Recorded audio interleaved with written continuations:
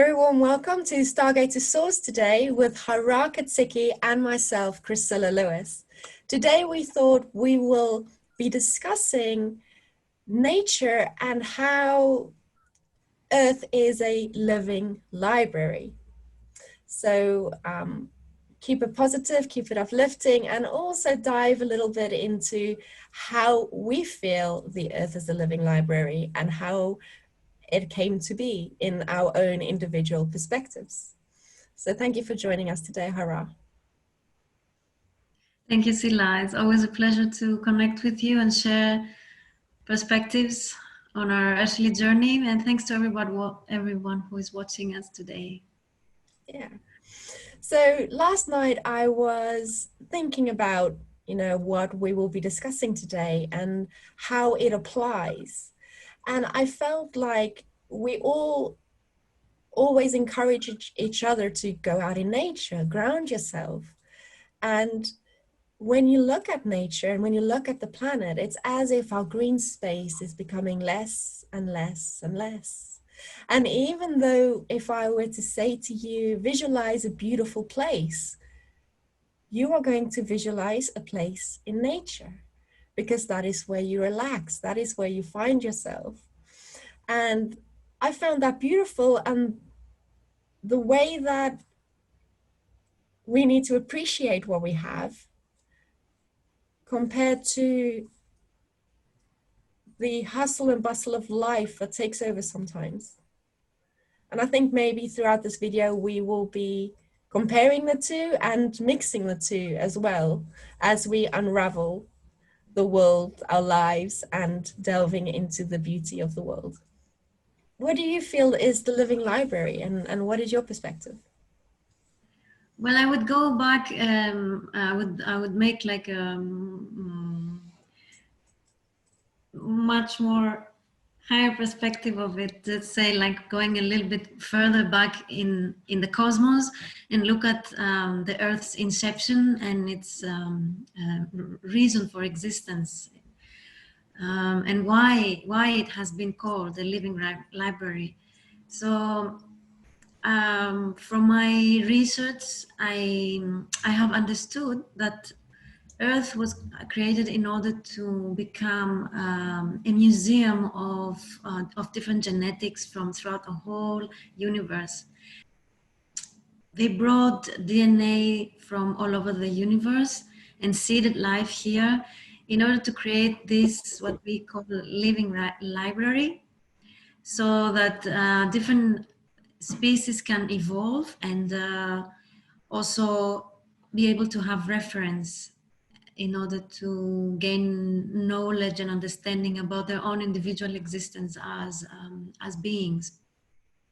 So it is also a place of not only being a living library, but also a place of playing out galactic drama. This is one thing that I became very aware of, and as we are going more into our discussion, I think it's going to become more and more evident, and we will be able to understand. What I want to say here is that it became, Earth was also created as a place where actually galactic drama was supposed to be played out here in order to be healed and integrated. So the goal was to create this race as humans to live upon this magnificent planet, the living library, and integrate the polarity, remembering our true essence and emerging from that and returning to our God essence. So for this to happen, we needed to have polarity, and this is what is being played out. This is what has been playing out since the creation of the human race on this planet, and we are seeing now this polarity in its how to say, like, it's just becoming more and more strong, and we see what you just talked about destroying even our own mother, the earth, hurting the planet in so many different ways, because this polarities just keeps on playing out. We still haven't come to a place where we can integrate the two energies of light and dark. Well, I loved how you explained that from a higher perspective, and I think you've done so beautifully.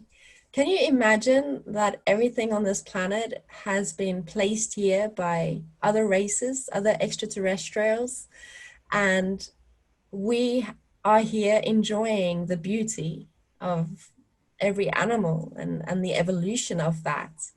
You know, to think the earth has gone through so many cycles of death and rebirth, ancient civilizations, the creation of, or not necessarily the creation, but like the development of races and the human race.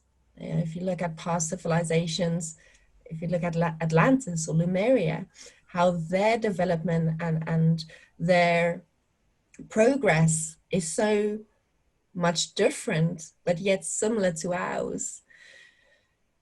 But to be able to have that polarity. Now, it's fascinating how you said that we've come here to play our drama, because I've also heard that the earth has been created as a place where this is supposed to be, and maybe it applies to some, but not everyone, where it is a place for a rest period, to enjoy being human, enjoy everything that the library is there to give you, you know, because this is which some believe is a law of attraction universe. So technically this could be an amazing holiday if you are aligned properly and don't get too caught into the drama of life. And I loved how, I don't know if I'm going off topic here, but drama, if your energy reflects that, and we just spoke about it just before we started this video briefly, if your energy reflects that drama, or if your energy reflects that lower energy of I'm unworthy of having, you know, you are going to attract that, or it is going to reflect back into reality.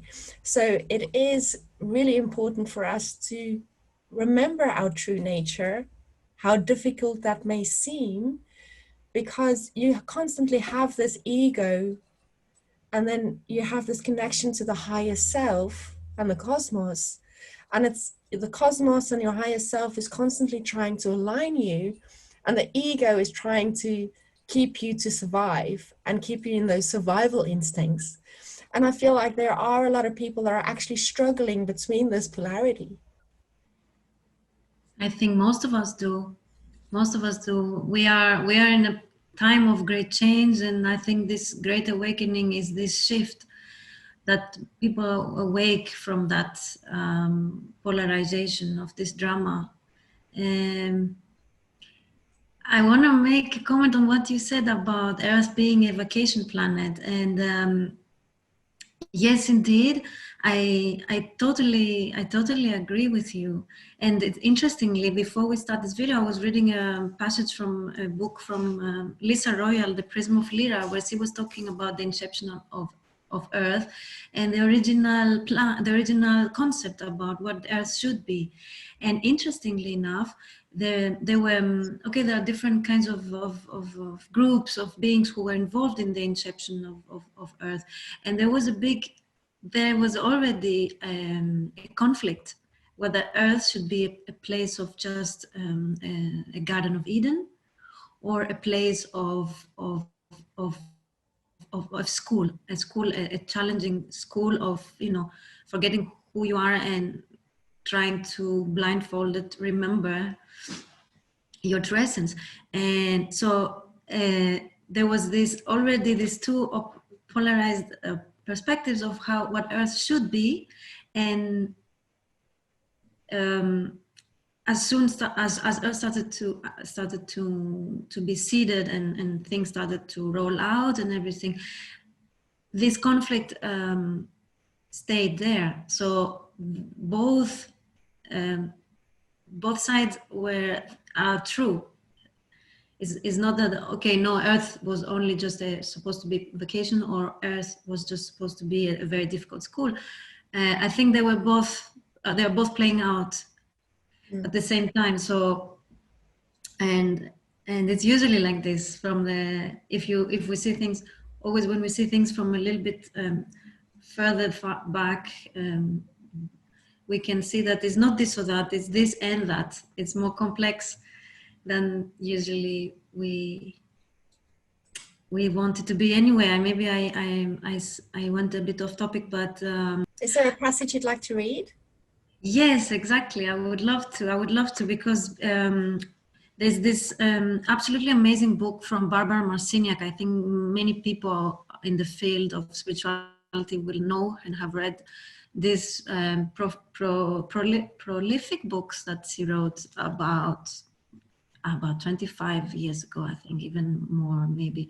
And they are still very, very relevant now, especially this one, the Pleiadian Keys of the Living Library. And there are a few passages that I think are really worth to share. So I will start with the first one, which says, Earth is a microcosm of the macrocosm, a miniature version of what is happening all over, except that Earth is a trigger point that we call a kernel. You know that a kernel is a seed. We have come back to Earth to assist the members of the family of light who have been seated here in this essential time when events can be altered. Time is greatly misunderstood in third dimensional reality and is much more flexible than you realize, allowing simultaneous movement into realities by stretching, distorting, and twisting itself around. You have been born on Earth to change the course of history by inserting yourself from the future into the past. In this way, you reshape the past. You are a seeding for change.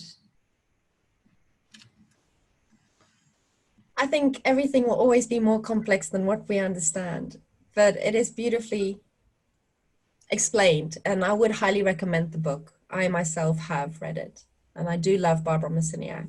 And she connects with the Pleiadians, the Pleiadian star system, and the Pleiadians as a race, because that is where they are. They're up there, they're the seven sisters, if you don't know.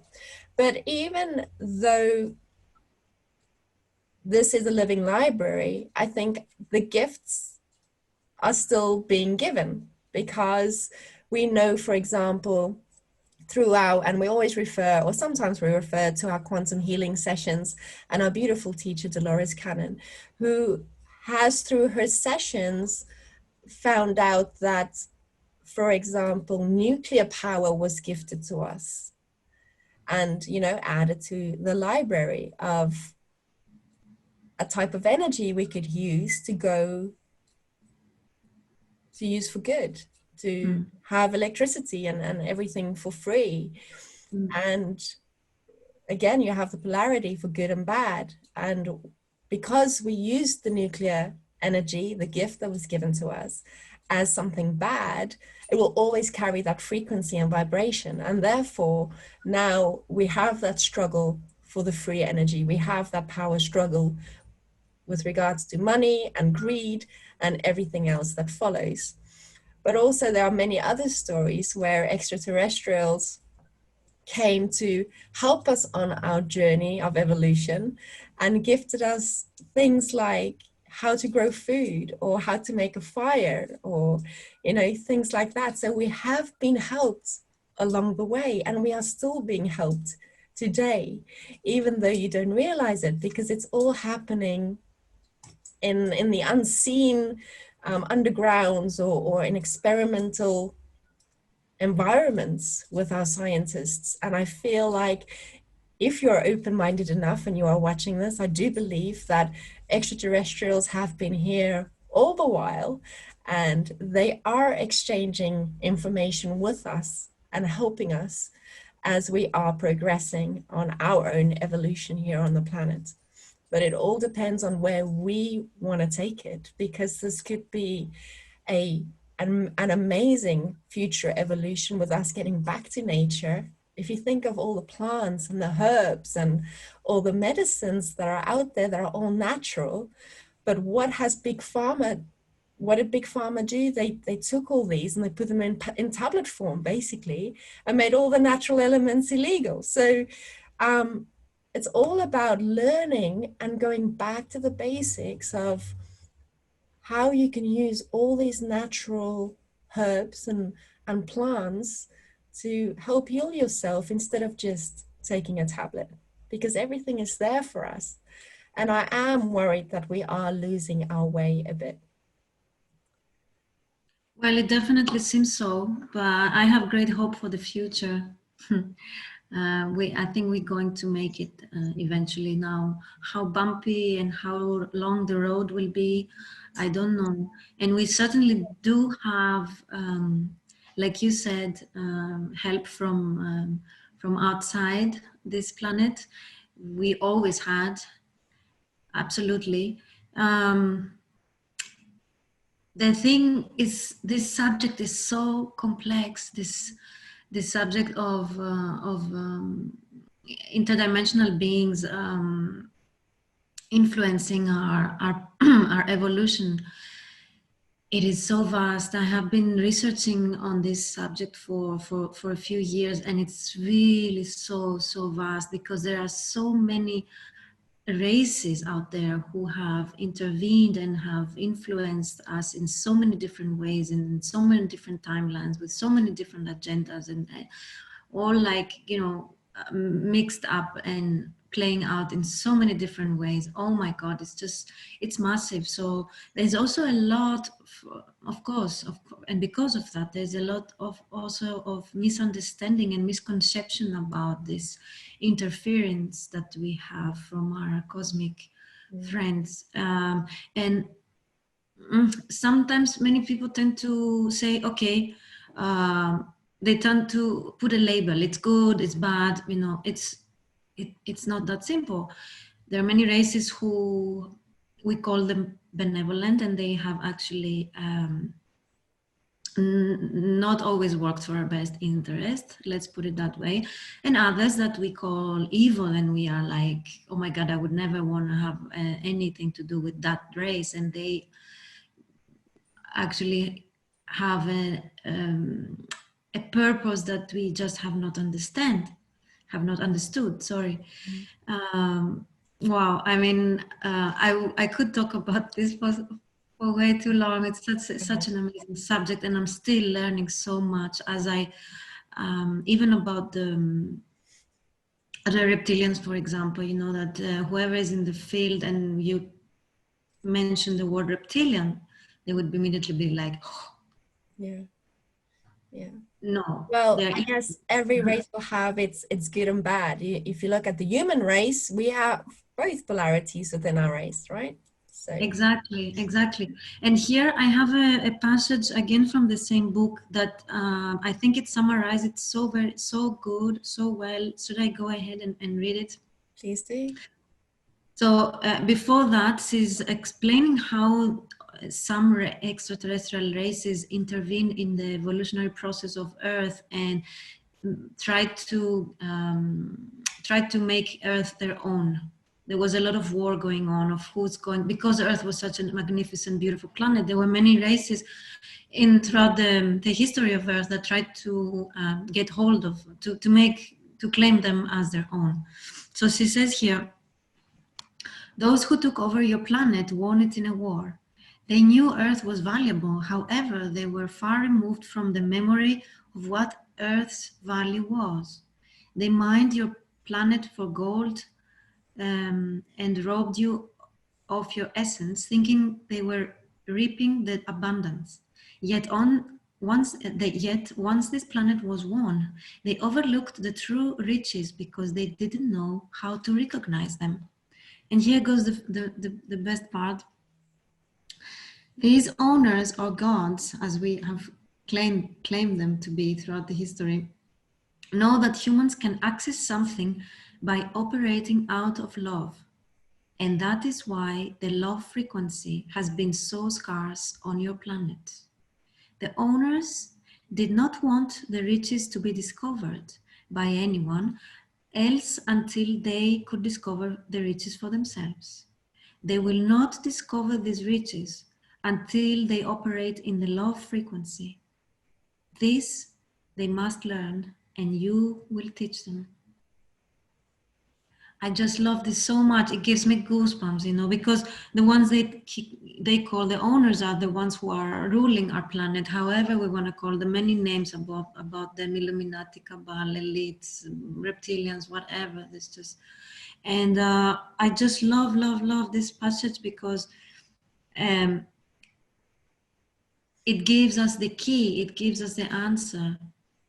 What they are, what they came here to do is to basically unconsciously to integrate themselves, because they are also polarized and they wanted a salvation from that, and what they were mining, looking for is love. And is this what we can teach them, and how we can liberate ourselves and them and earth.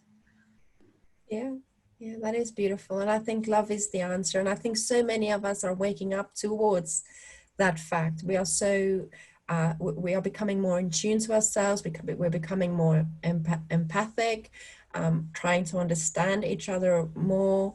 But then again, would it be because we are open to these circles and that is the vibration we carry?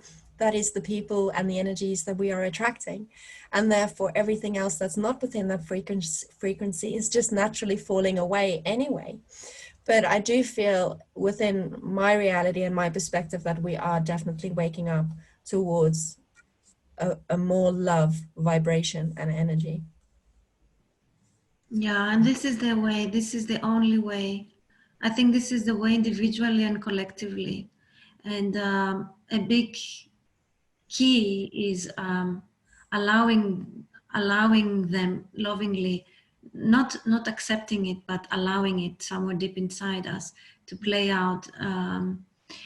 And another big key to all of this, which is of course interrelated, I think, is the DNA.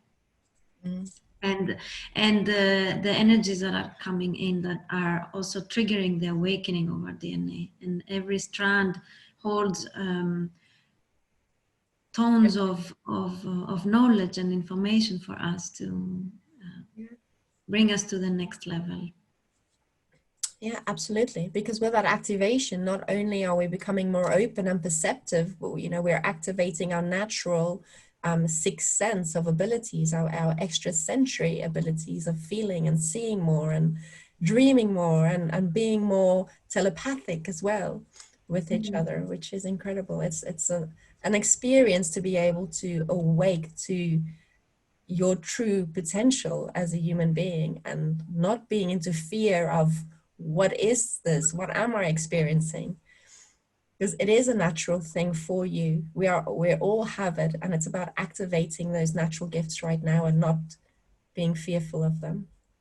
Yeah, absolutely, gracefully and grounded. Definitely, it is very important to be grounded in order to open up to these gifts in a balanced way and in a powerful way.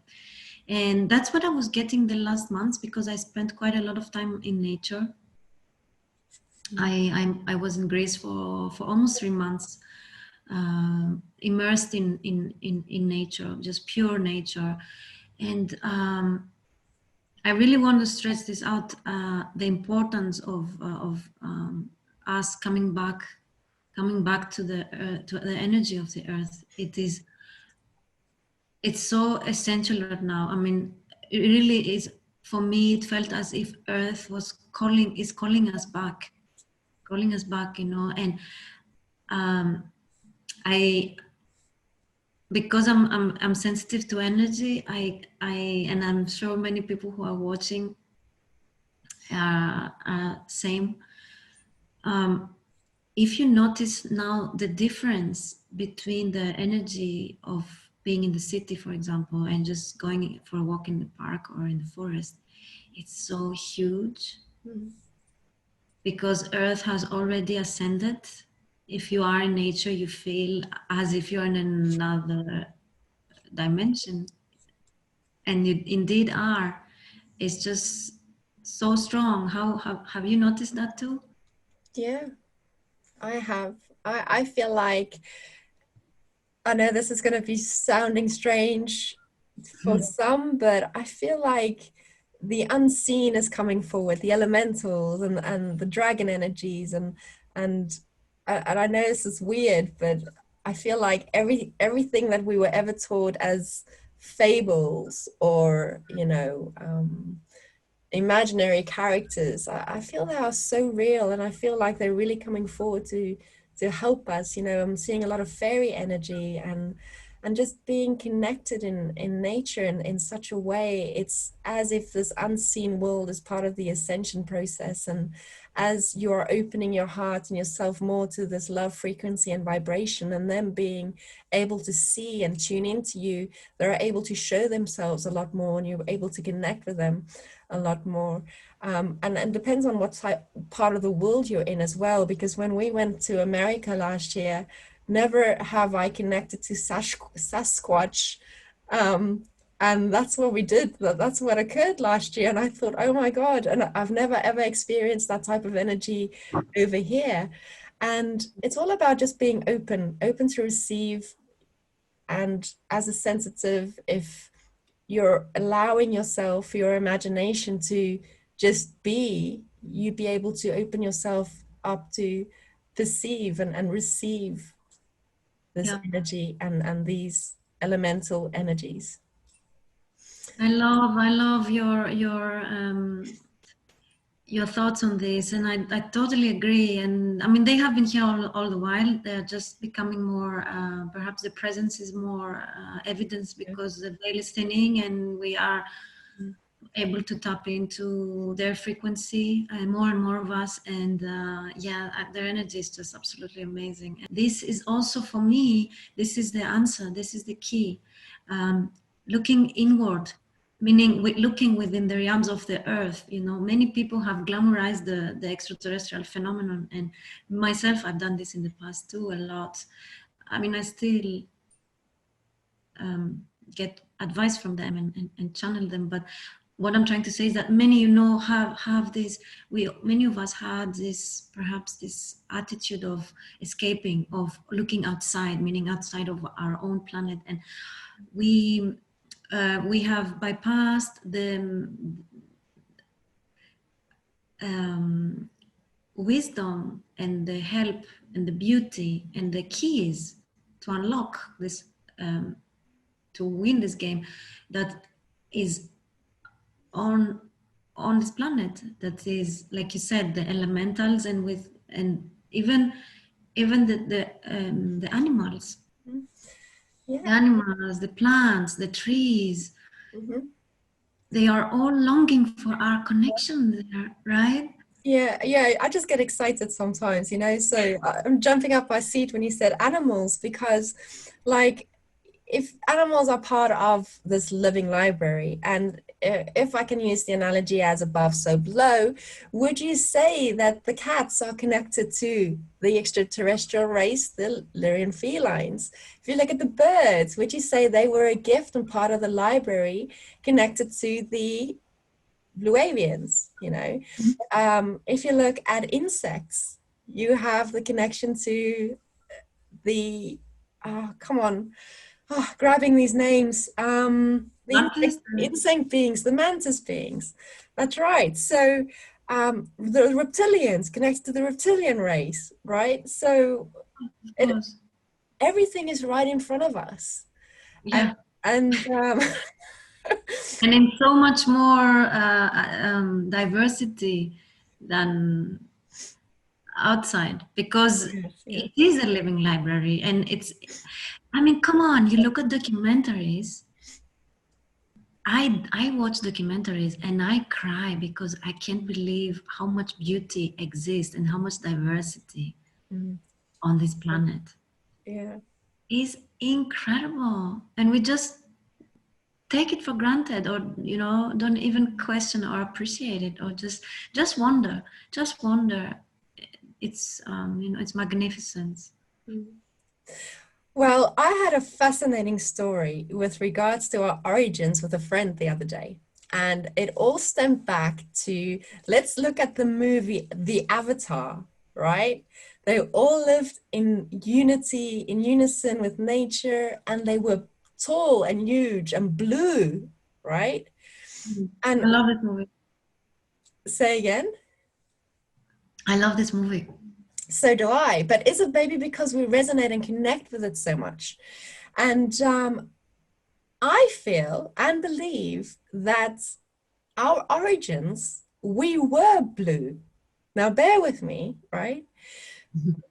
The earth, when we were created, was a lot different than what we know it today. The oxygen levels were increasingly higher than what it is today. The oxygen levels was dramatically different to what it is today.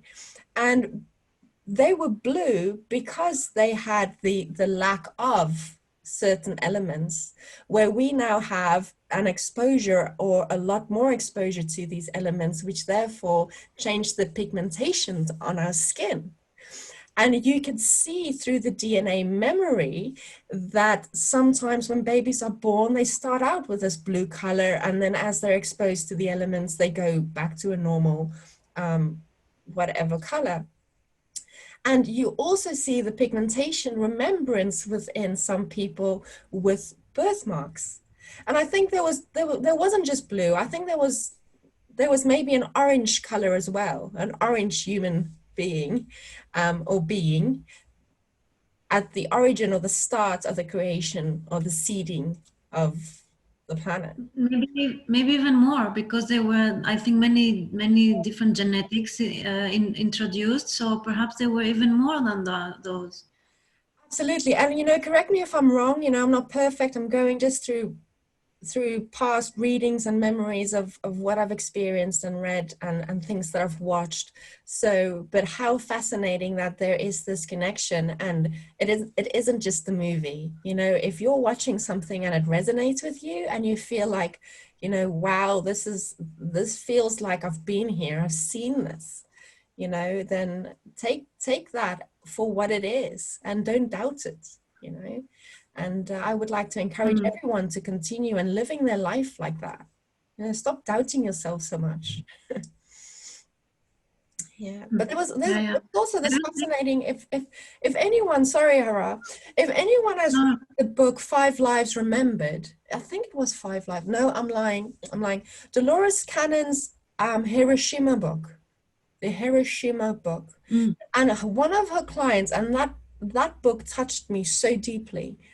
And it is because the lady that the whole book is about literally only watched, she didn't know anything about Hiroshima or the horrific things that took place there. But she watched a snippet of a documentary or something, and everything came flashing or rushing back to her. And she just broke down into memory.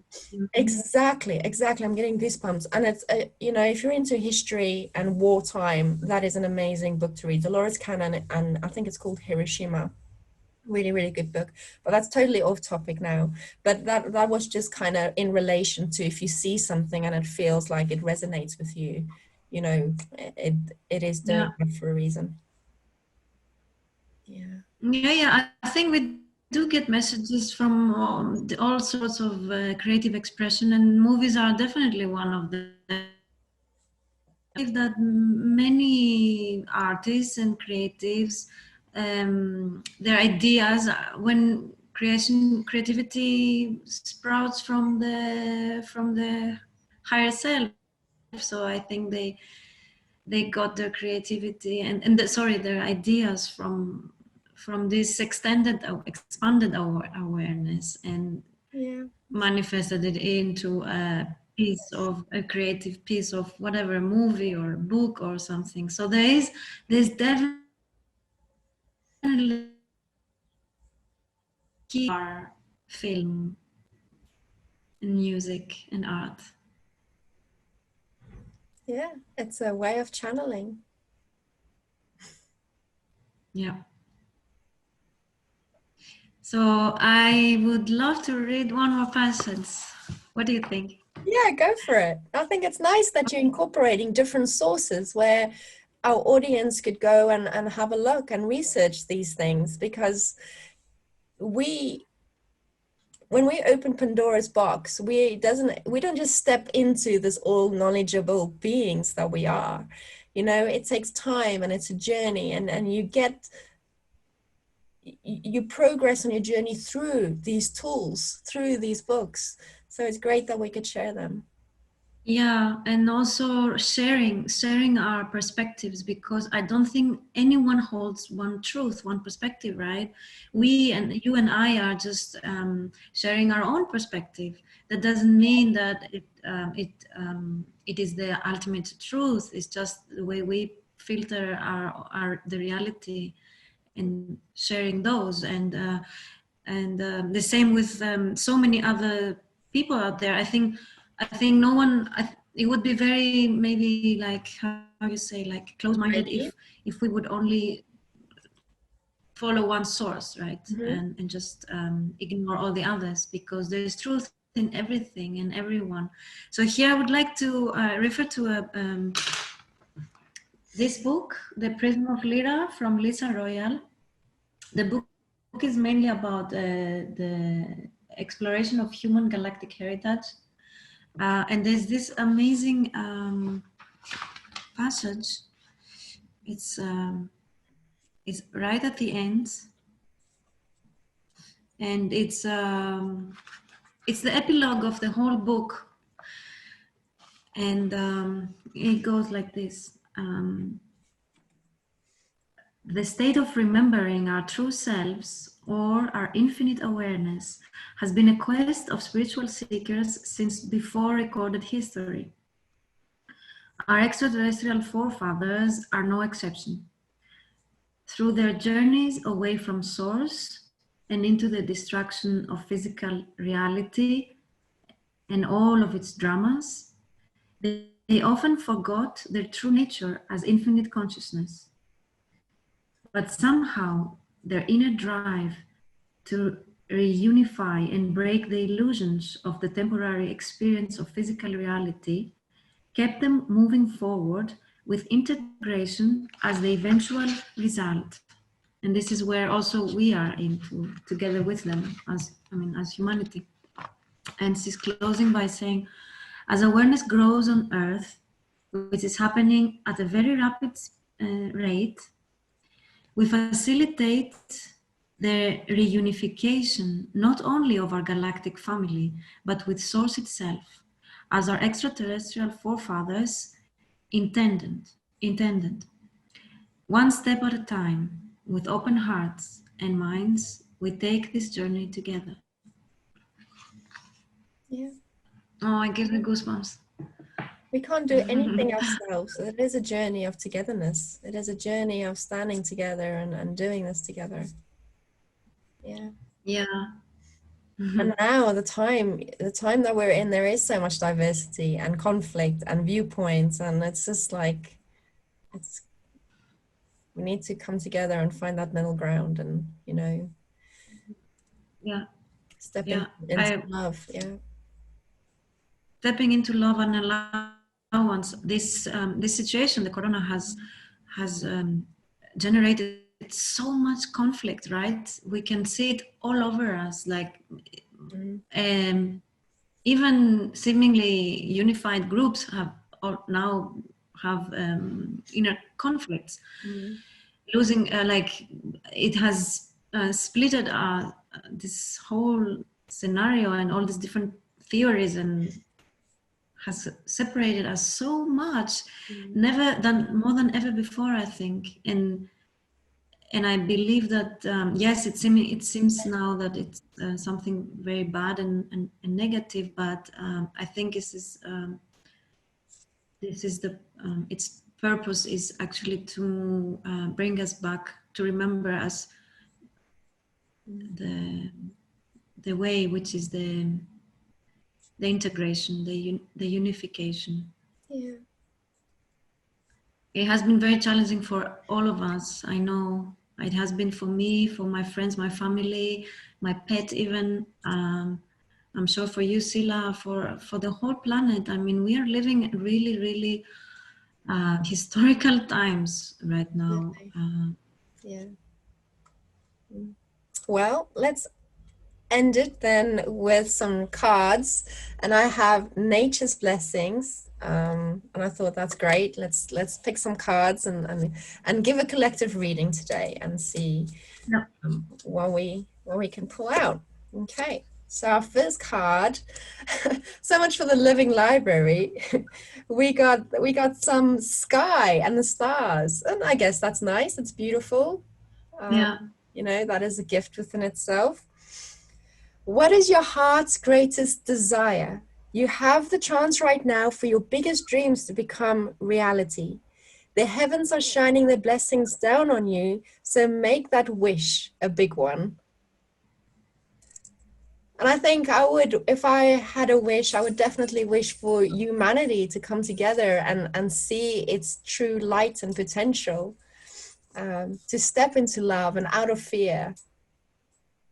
Yeah. Beautiful, Sila. I'm with you. So with this beautiful card, maybe we conclude our today's video. Yeah, absolutely. Yeah, it was great. It was great connecting and tuning in with you and our beautiful viewers. Thank you so much for all your support. Without you, you know, we won't be here. But you know, we enjoyed doing this work so much, and it's just a blessing to be able to connect and share our knowledge with you. Yes. So, keep the faith. So where can people find you, Hara?